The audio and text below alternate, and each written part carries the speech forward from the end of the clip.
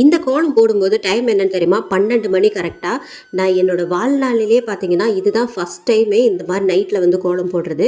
இது நாள் வரைக்கும் போட்டதே கிடையாது. இதுதான் ஃபஸ்ட் டைமு. எனக்கே கொஞ்சம் ஆச்சரியமாக தான் இருக்குது. பசங்கள்லாம் வந்து தூங்கலையா, முழிச்சிட்டு தான் இருந்ததுங்க. சரி, எதுக்கு நம்ம கோலம் போட்டுடலாமே சொல்லிட்டு தான் ஃபுல்லாக அந்த வராண்டாலாம் கழுவி விட்டுட்டு அப்படியே வந்துட்டு கோலம் போட ஸ்டார்ட் பண்ணிட்டேன். இது பார்த்தீங்கன்னா இந்த 2 கோலமும் போட்டு முடிக்கிறதுக்கு எனக்கு 1 மணி நேரத்துக்கிட்ட ஆயிடுச்சு. என்ன ஒன்று, கலர் தான் இல்லை, என்ன பண்ணுறதுன்னு தெரில. சரி, இந்த 3 கலர் தான் இருந்தது, அதை வச்சு ஏதாவது அட்ஜஸ்ட் பண்ணி கொடுத்துக்கலாமே சொல்லிட்டு கொடுத்துட்டேன்.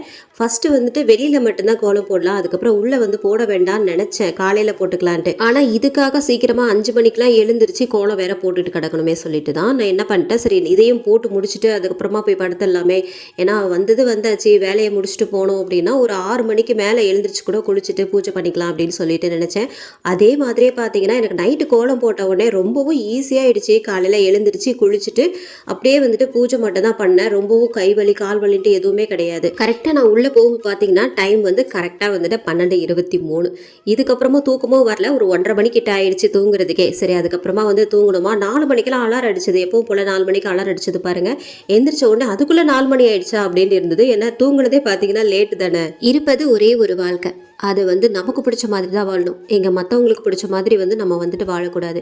மற்றவங்களுக்கு பிடிச்ச மாதிரி வாழணும் அப்படின்னா அடுத்த ஜென்மத்தில் நம்ம காசாக தான் பிறக்கணும். ஏன்னா அதை மட்டும்தான் யாரும் வேணான்னு சொல்ல மாட்டாங்க. இந்த நினைவு நாள்லாம் பார்த்தீங்கன்னா நம்மளே சீக்கிரமாக எழுந்திரிச்சாலும் எந்த வேலையும் ஓடவே மாட்டேன்னு இன்னைக்கு வந்து இந்த பச்சை பயிர் குழம்பு தான் பண்ண போகிறேன். இது பண்ணுறதுக்கே ஒரு 10 மணிக்கு மேலே ஆயிடுச்சு. ஃபர்ஸ்ட் வந்து பச்சை பயிர் வந்து ஒரு 250 கிராம், 1 டம்ளர் அளவு எடுத்திருக்கேன். இதை நல்லா வந்து வறுத்துக்கணும். நல்லா கமகமன்னு வாசனை வரும் பார்த்தீங்களா, அந்த மாதிரி நல்லா வறுத்துக்கணும். அதுக்கப்புறம் நல்லா கழுவிட்டு உள்ளே சேர்த்துட்டு ஒரு தக்காளி, ஒரு வெங்காயம், ஒரு 3 பச்சை மிளகாய், 2 பல்லு பூண்டு, கொஞ்சமாக கருவேப்பிலை, தேங்காய் எண்ணெய், மஞ்சத்தூள், 1/2 டீஸ்பூன் ஜீரகம் சேர்த்துட்டு 2 டம்ளர் அளவு தண்ணி வச்சுக்கணும். இது கூடவே கொஞ்சமாக தேவையான அளவுக்கு உப்பு சேர்த்துக்கணும். இதை வந்து நல்லா மிக்ஸ் பண்ணிட்டு ஒரு 4லேருந்து 5 விசில் வரைக்கும் விட்டு எடுத்துக்கலாம். அவ்வளோதான். இப்போ ஒரு 5 விசில் வந்ததுக்கு அப்புறமா நல்ல ஒரு மத்து போட்டு நல்லா கடைஞ்சிட்டீங்க அப்படின்னா இந்த மாதிரி கிரேவி பதத்துக்கு ஆயிடும். 1/2 டம்ளர் அளவு தண்ணி மட்டும் சேர்த்துட்டு நல்லா மிக்ஸ் பண்ணிக்கோங்க. இப்போ இதை வந்து நம்ம தாளிச்சிடலாம். ஒரு தாளிப்பு கரண்டியில் கடலெண்ணெய் வந்து கொஞ்சமாக சேர்த்துக்கலாம். சேர்த்துட்டு இதில் வந்து கடுகு, சின்ன வெங்காயம், ஒரு 4 சின்ன வெங்காயத்தை இந்த மாதிரி பொடி பொடியாக கட் பண்ணி வச்சுருக்கிறேன். ஒரு தட்டுன 4 பல்லு பூண்டு,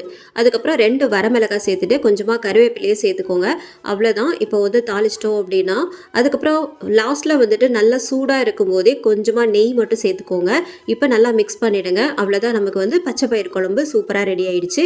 இது வந்து இட்லி, தோசை, சாதத்துக்கு எல்லாத்துக்குமே சூப்பராக இருக்கும். இதுக்கு சைட் டிஷ்ஷாக பார்த்தீங்கன்னா இன்றைக்கி காலிஃப்ளவர் 65 தான் பண்ணியிருந்தேன். எந்த பொரியலும் வைக்கல. பச்சை பயிரை எப்பவுமே வேக வைக்கும் போது நம்ம ஒரு 3 விசில் விட்டால் போதும், நல்லாவே மசிச்சிரும். நான் வந்து ஊற வைக்காம பண்ணதுனால தான் 5 விசில் விட்டு எடுத்தேன். இந்த குழம்பு ரெசிபி உங்கள் எல்லாருக்கும் பிடிச்சிருக்கும்னு நினைக்கிறேன். நாளைக்கு ஒரு வீடியோவில் பார்க்கலாம். அது வரைக்கும் பாய்.